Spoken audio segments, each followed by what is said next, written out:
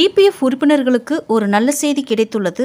தொழிலாளர் வருங்கால வைப்பு நிதி அமைப்பு தனது பணியாளர்கள் ஓய்வூதிய திட்டத்தின் கீழ் செலுத்தும் குறைந்தபட்ச மாத ஓய்வூதியமான ரூபாய் 1000ஐ மத்திய அரசு உயர்த்த வேண்டும் என்று தொழிலாளர்களுக்கான நாடாளுமன்ற நிலைக்குழு பரிந்துரைத்துள்ளது.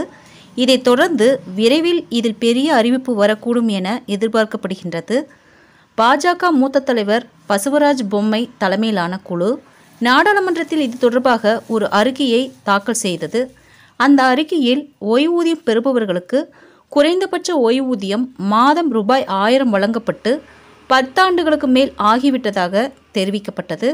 2023ஆம் ஆண்டில் நடத்தப்பட்ட வாய்வழி சாட்சியங்களின் போது பல்வேறு பங்குதாரர்களால் குழுவின் முன் வைக்கப்பட்டுள்ளபடி 2014ஆம் ஆண்டை விட 2024இல் வாழ்க்கை செலவில் ஏற்பட்டுள்ள பன்மடங்கு அதிகரிப்பு மற்றும் பிற தொடர்புடைய காரணிகளை கருத்தில் கொண்டு இந்த தொகையை மேல் நோக்கி திருத்துவது குறித்து பரிசீலிக்கும் அம்சத்தை தீவிரமாக பார்க்க வேண்டும் என குழு கருதுகிறது என்று நாடாளுமன்ற நிலைக்குழு கூறியுள்ளது.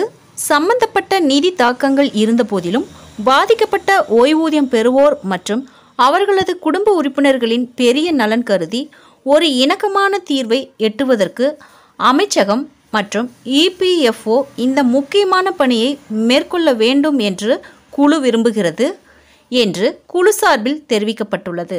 2023-24ஆம் ஆண்டில் குறைந்தபட்ச ஓய்வூதியமாக ரூபாய் 1000 ஓய்வூதியம் பெறும் ஓய்வூதியதாரர்களின் மொத்த எண்ணிக்கை 20,54,805 என்று அறிக்கையில் தெரிவிக்கப்பட்டுள்ளது.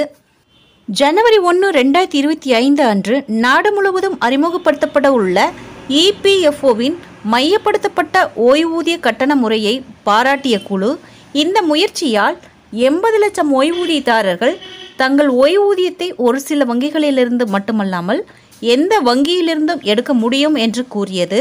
ஒரு வெளிப்படையான பொறிமுறையின் மூலம் கிளைம்களை விரைவாக செட்டில் செய்யவும் ஓய்வூதியம் பெறுபவர்களின் குறைகளை சரியான நேரத்தில் நிவர்த்தி செய்வதற்கும் இபிஎஃப்ஓ நடவடிக்கை எடுக்கவும் குழு பரிந்துரைத்துள்ளது. ஓய்வூதியம் பெறுவோர் தங்கள் செலவுகளை சிறந்த முறையில் நிர்வகிக்க முடியும். முதுமையில் நிதி பாதுகாப்பு கிடைக்கும்.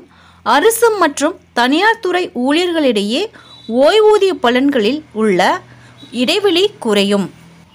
ஃப்ரெண்ட்ஸ், இந்த தகவல் உங்களுக்கு யூஸ்ஃபுல்லாக இருந்தால் என்னோட சேனலை சப்ஸ்கிரைப் பண்ணுங்கள், லைக் பண்ணுங்கள், மற்ற நண்பர்களுக்கும் இந்த வீடியோவை ஷேர் பண்ணுங்கள். தேங்க்ஸ் ஃபார் வாட்சிங்.